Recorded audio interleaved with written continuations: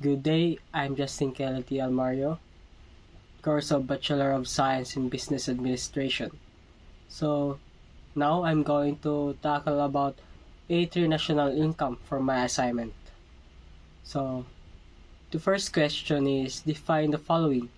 So first JDP, next letter B is GNP, letter C exports, letter D imports, and letter E net exports.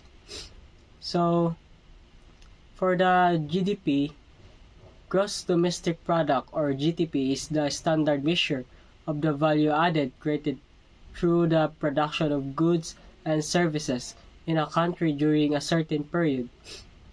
As such, it also measures the income earned from the production or the total amount spent on final goods and services or less imports. So, for the GNP, gross national product or GNP is the total market value of final goods and services produced by a nation's economy during a specific period of time, or usually a year, computed before allowance is made for the depreciation of consumption or capital use in the process of production. For letter C, exports. So exports are goods and services that are produced in the country and sold to buyers in another. Exports along with imports make up international trade. For letter D, so imports. Imports is a good or service both in the country that was produced in another. Imports and exports are the components of international trade. If the value of country imports exceed the value of its exports, the country has a negative balance of trade, also known as a trade deficit. So letter D, net exports. So net exports are the value of country's total exports minus the value of its total imports. It is a measure used to aggregate a country's expenditures or gross domestic product in an open economy. For number 2, differentiate GDP from GNP. So explain truly the difference and give example. So GDP measures the value of goods and services produced within the country borders by citizens and non-citizens alike. GNP measures the value of goods and services produced by a country's citizens, both domestically and abroad. So let's say one country or Philippines had a nominal GDP of 100 billion in 2012. By 2020 to 22, its nominal GDP grew to 150 billion. Prices also rose by 100% over the same period. It includes the purchasing the durable goods like cars and appliances. Non-durable goods is like food and clothing, and services like healthcare, education, and entertainment. For instance, if the citizens in the Philippines spend 500 billion of those goods and services, that amount form part of the country GNP. So number 3, differentiate exports from the imports and net exports. Explain truly the difference and give example. So imports refers to bringing goods and services from another country to the home country, while exports refers to selling goods and services from the domestic countries for other countries. For example, food, cars, and other consumer goods are often what come to mind when we think of imported goods.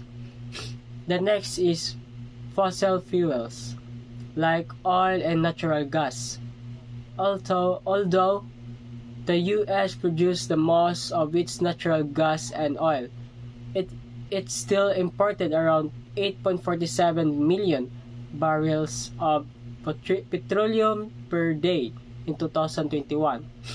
So exports can be cars, and clothes, pencils, heavy machinery, software, or banking services. The limits to exports usually come in the form of government regulation. For example, if the good is needed domestically, so the government may restrict exports of the good to regulate domestic supply and prices. Net exports are the value of a country's total exports minus the value of its total exports. It is measure used to aggregate a country's expenditures or gross domestic product in an open sale to business in other countries that need it. So, number 4, what are the methods of computing GDP? Write the formula for each method. So, the GDP can calculated by the following formula under this method. So, GDP formula is equal real GDP or GDP at constant prices minus taxes plus subsidies. For the number 5, state example of categories subcategories it from main category in the formula in computing GDP approaches. Like example, GDP expenditure approach or equal C plus G plus I plus NX.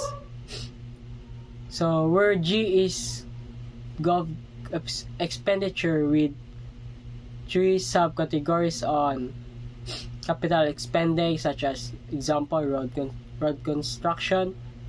So next is current expending, for example road repairs and maintenance. Next is transfer payments, example. So GDP expenditure approach is equal C plus G plus I plus NX. So G is for gov expenditure with 3 subcategories. First, capital expendings. For example, construction of new roads. Next is building of school and hospitals. And the last one is investment and infrastructure project.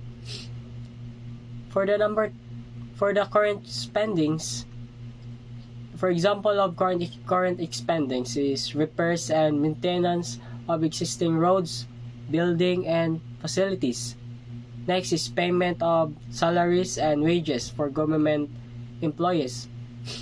Another example is operating expenses for government programs and services.